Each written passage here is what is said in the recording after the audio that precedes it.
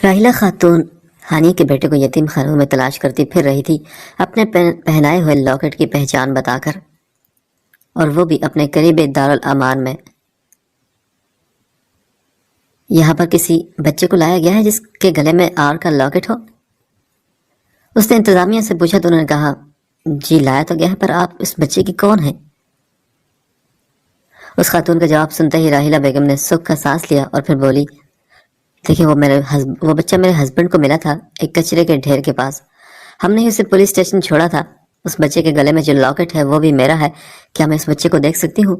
جب سے میں نے اسے پولیس اسٹیشن چھوڑا ہے، نہ جانے کیوں میرے دل کو قرار نہیں آ رہا، ہو سکتا ہے کہ اسے یہاں سکون میں دیکھ کر میرے دل کو قرار آ جائے، پلیز مجھے اس بچے سے ملوا دیں۔ راحلہ بیگم منتی انداز میں بولی تھی، اوہ، اس بچے کے گلے میں آر کا لاکٹ دیکھ کر ہمیں لگا کہ اس کا نام آر سے شروع ہوتا ہے، اس لیے ہم نے اس کا نام راہب رکھ دیا۔ آپ جب چاہیں راہب سے ملنے آ سکتی ہیں، کوئی مسئلہ نہیں ہے۔ خاتون کے مسکرا کر کہنے پر راحلہ بیگم کا چہرہ کھل اٹھا تھا۔ جب وہ یتیم خانے کے کمرے میں داخل ہوئی تو وہاں ایک دو اور تین ماہ کے بچے جھولے میں خاموش لیٹے ہوئے تھے۔ یہاں اتنے سارے بچوں کے ہوتے ہوئے اتنی خاموشی کیسے ہے؟ راحلہ بیگم کی یہ بات بڑی حیران کر گئی تھی، اور یہی وجہ تھی کہ وہ بولے بغیر رہ نہ سکی۔ جی مسز راحلہ، یہ یتیم بچے ہیں اور انہیں پتہ ہے کہ ان کے رونے سے ان کے پیرنٹس دوڑتے ہوئے نہیں چلے آئیں گے، اسی لیے یہ اتنا خاموش ہیں۔ جب یہ شروع میں آتے ہیں تو بہت روتے ہیں اور شور مچاتے ہیں، پھر آہستہ آہستہ انہیں احساس ہو جاتا ہے کہ ان کے رونے پر، ان کی پکار پر یہاں کوئی سننے والا نہیں۔ پھر وقت گزرنے کے ساتھ ساتھ اس خاموش ماحول کے وہ عادی ہو جاتے ہیں۔ ان کا جواب سنتا ہی راحلہ بیگم بھی غم زدہ ہو گئی تھی۔ انہوں نے اب روزانہ راہب سے ملنے آنا اور اس کے کام کرنا شروع کر دیا۔ وہ راہب کا ایسے خیال رکھتی جیسے کوئی ماں اپنے بچے کا خیال رکھتی ہو۔ راحلہ بیگم کا تعلق ایک قصائی برادری سے تھا۔ انہوں نے اپنے شوہر سے بہت ضد کی کہ راہب کو اڈاپٹ کر لیں، مگر وہ بالکل بھی راضی نہ ہوئے۔ یونیورسٹی میں ایک کمپٹیشن چل رہا تھا جس کے جیتنے والے کو باہر ملک جا کر پڑھنے کا موقع مل رہا تھا۔ ہانی کے نزدیک یہ ایک سنہری موقع تھا اپنی سکلز کو مزید بہتر بنانے اور امریکہ جیسے ملک سے فیشن ڈیزائننگ کی کورس کا تجربہ لینے کا۔ ہانی اور مریبہ دونوں نے اس کمپٹیشن میں حصہ لیا۔ دونوں ہی دن رات محنت کر رہی تھی، مگر جیت کا صحرا تو صرف ایک کے ہی سر بننا تھا۔ اف ہانی، میں تو تمہارا چہرہ ہی بھول گئی یار، ایک ہفتے سے تم اپنے حسین مکھڑے پر کتابیں لگائے پھر رہی ہو۔ اللہ اللہ، ایسا بھی کیا جنون اس کمپٹیشن کو جیتنے کا؟ تم نہ تو دن دیکھ رہی ہو نہ رات، اس طرح تو بیمار پڑ جاؤ گی۔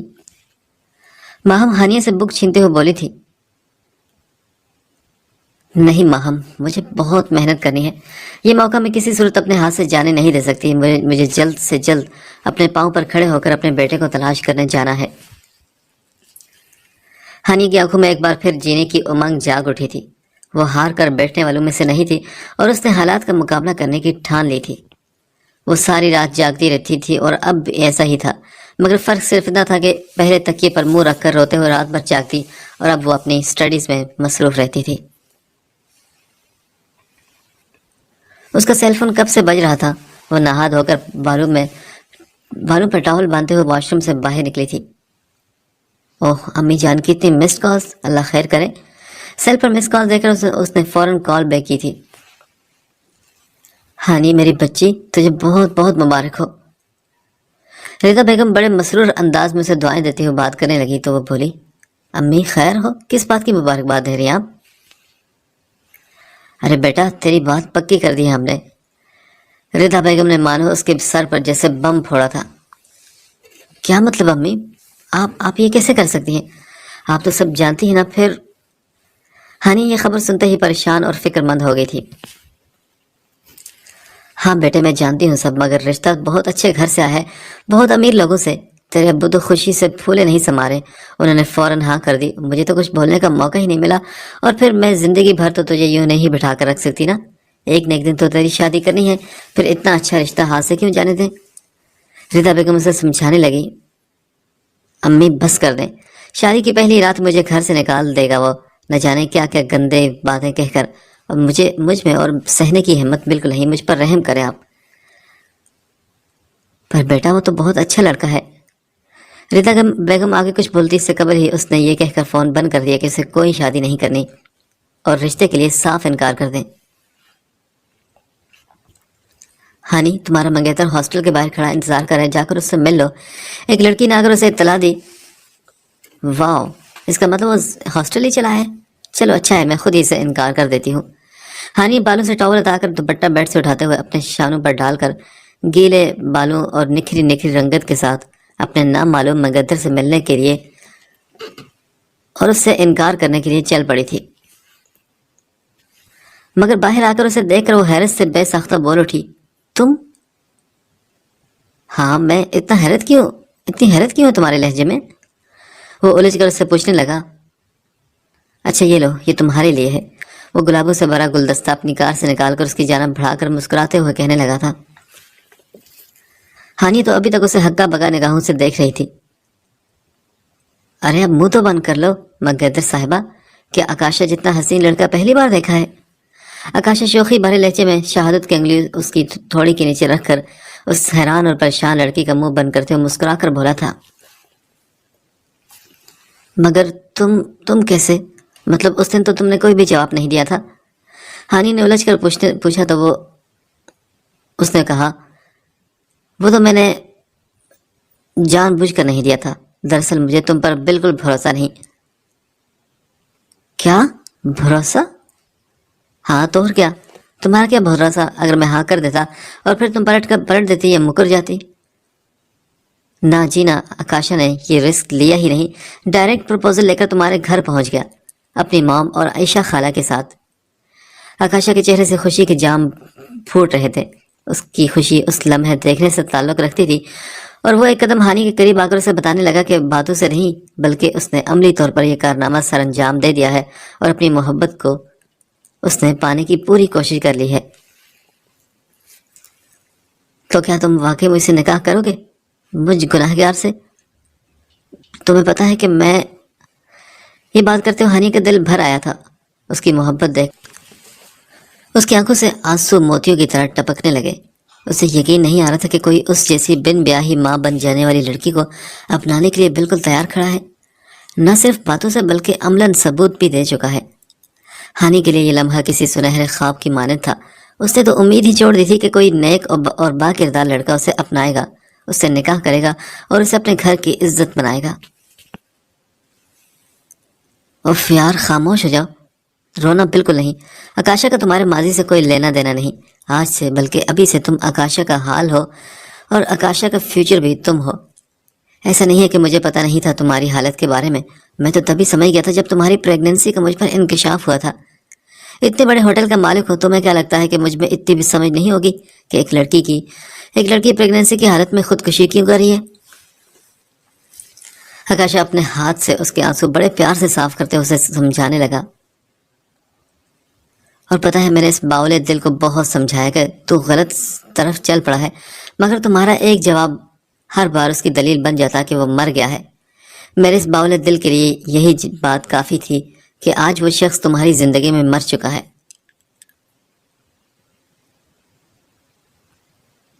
وہ اپنے دل پر ہاتھ رکھ کر ہانی کو اپنے دل کا حال بتانے لگا کہ پوری حقیقت سے آشنا ہونے کے باوجود بھی اس کے دل نے ہانی سے محبت کی ہے اور وہ اپنے دل کے ہاتھوں مجبور ہو کر اس محبت کے سمندر میں چھلانگ لگا چکا ہے۔ اب یا تو وہ منزل پائے گا یا اپنی جان سے جائے گا۔ ہانی کی نگاہوں میں آج پہلی بار آکاشا کے لیے عزت تھی۔ وہ روتے ہوئے اس کے ہاتھ سے پھول لے لیتی ہے۔ آکاشا اس کے کان کے قریب آ کر مسکرا کر ہلکے سے سرگوشی کرتے ہوئے کہنے لگا، ایک تو جب سے ملی ہو روتلو چہرے کے ساتھ ہی ملی ہو، کبھی تو مسکرا لیا کرو۔ اور ہاں، بے فکر ہو جاؤ، ابھی تک حکومت نے مسکرانے پر کوئی ٹیکس نہیں لگایا۔ ہانی احسان مند نظروں سے اس کا خوبصورت چہرہ تک رہی تھی۔ اس کی بات پر وہ تھوڑی بہت ہنس پڑی۔ اوہ مائی گاڈ، اتنی خوبصورت ہنسی! اور یار ایسے تو مت دیکھو، میرا ننھا سا دل خوشی کے مارے اچھل کر باہر آ جائے گا۔ آکاشا کے ٹوکنے پر ہانی کے چہرے پر ایک اور مسکراہٹ پیدا ہوئی تھی۔ تو پھر نکاح کا کیا پلان ہے تمہارا؟ ہانی اس سوال پر بری طرح چونکی تھی۔ کیا کوئی انوکھا سوال تھوڑی کیا، بتاؤ نا کیا پلان کریں پھر؟ پتہ ہے آکاشا تم سے جلد شادی کرنا چاہتا ہے. تم چاہو تو ایک ہفتے کا ٹائم لے لو سوچنے کے لیے.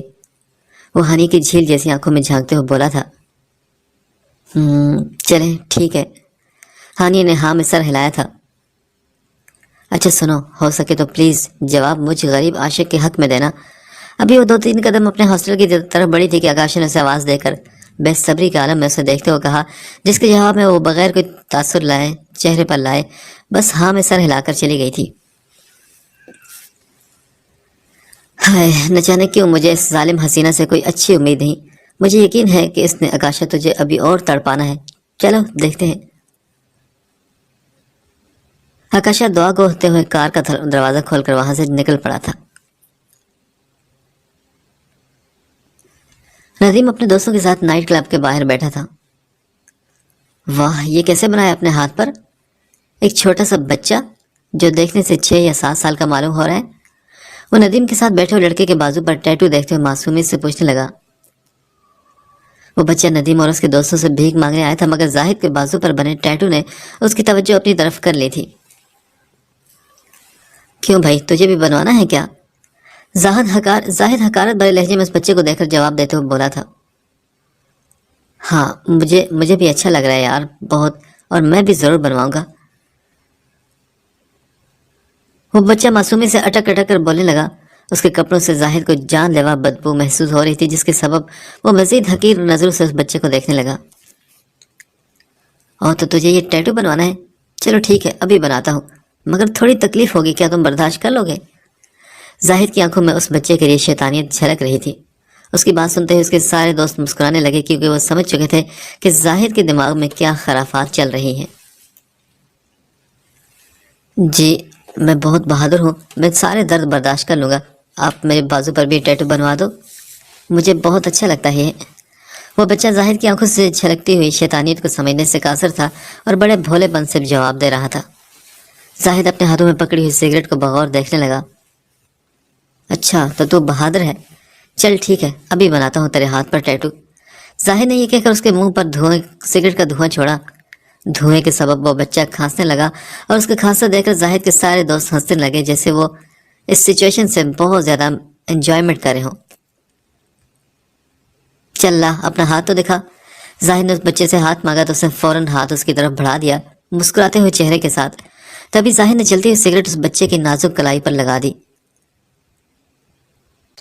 مگر اس سے پہلے کہ وہ سگریٹ اس بچے کے بازو پر ٹکرا جاتی، اچانک زاہد کا ہاتھ کسی اور بندے نے پکڑ لیا تھا.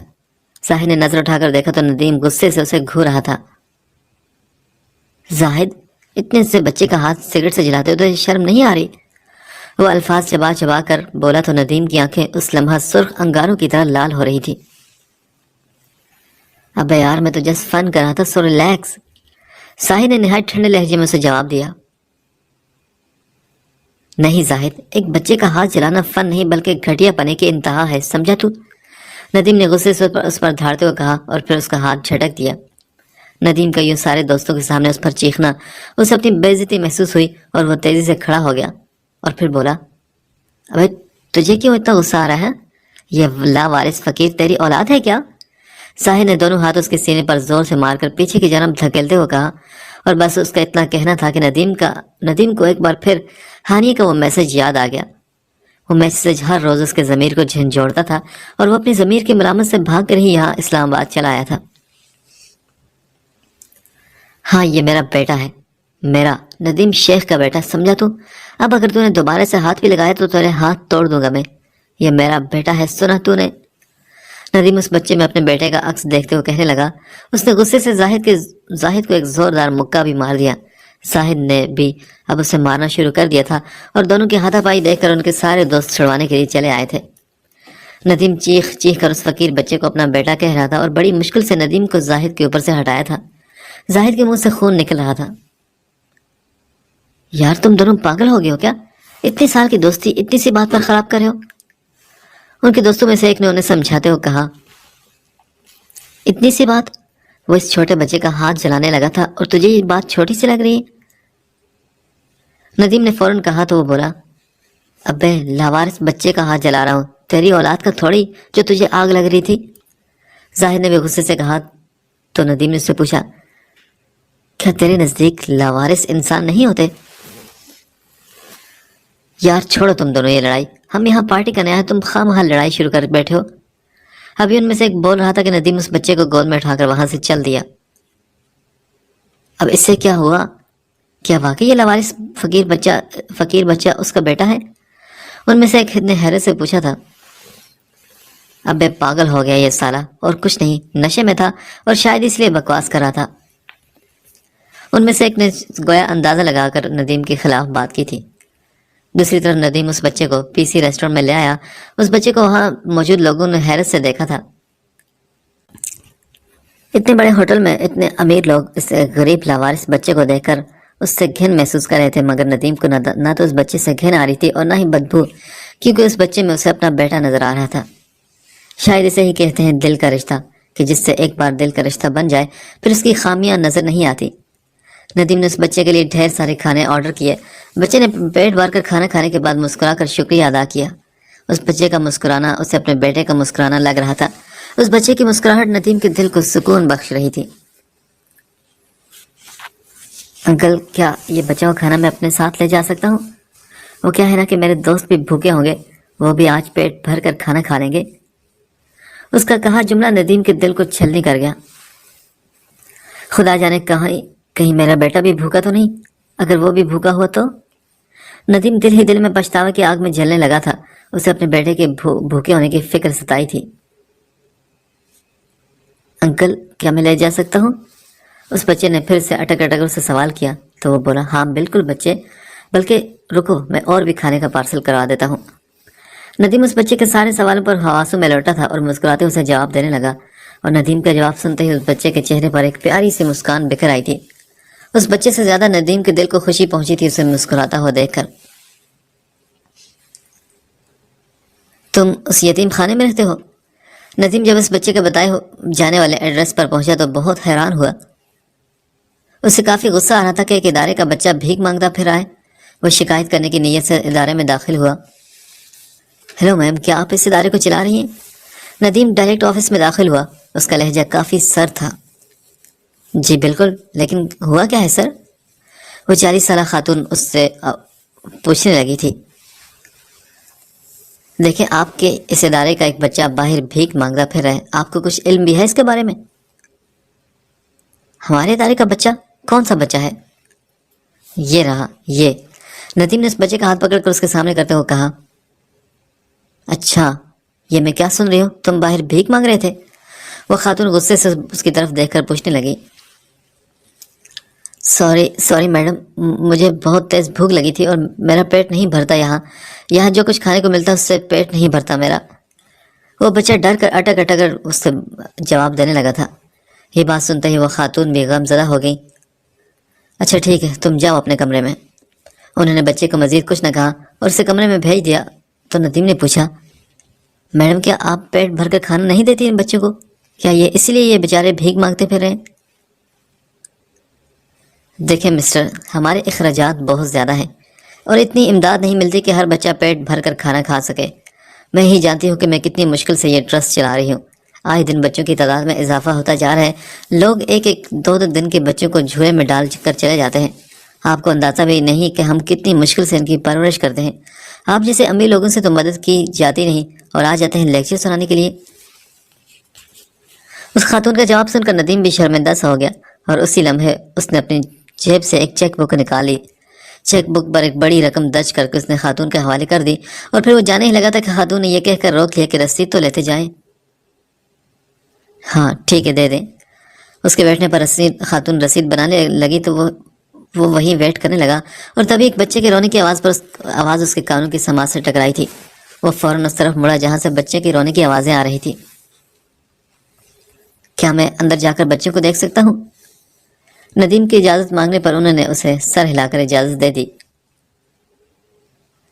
اور زندگی تو اتفاقات کا مجموعہ ہوتا ہے۔ کبھی کبھار ایسے اتفاق رونما ہوتے ہیں کہ جن کا انسان تصور تک نہیں کر سکتا، اور یہ محض ایک اتفاق ہی تو تھا کہ وہ اپنے ہی بیٹے کے رونے کی آواز سن کر کمرے کی طرف چلا آیا تھا۔ چپ ہو جاؤ بس، ایک نہایت خوبصورت لڑکی راہب کو گود میں لے کر چپ کرانے کی کوشش کر رہی تھی۔ نہ جانے اس کے ندیم کے دل میں کیا سمائی، شاید وہ خون کی کشش تھی جو اس سے رہا نہ گیا، اور وہ اس سے بولا، کیا آپ مجھے دے دیں گی؟ میں اسے چپ کرانے کی کوشش کرتا ہوں۔ ندیم دیکھنے سے بڑے بڑے گھر کا معلوم ہوتا تھا۔ وہ خوبصورت لڑکی حیرت سے اس کی طرف دیکھنے لگی اور پھر پوچھنے لگی، کیا آپ چپ کرائیں گے اسے؟ ہاں بالکل، کیوں نہیں، کوشش تو کر سکتا ہوں نا۔